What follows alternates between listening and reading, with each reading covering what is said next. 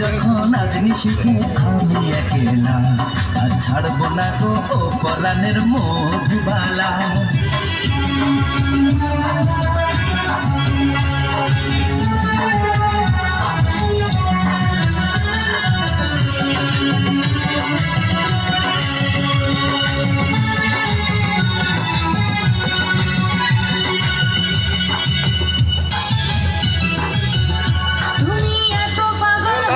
কেন পাইয়া আমারে বাড়াবাড়ি করো যদি থাকবো না ঘরে।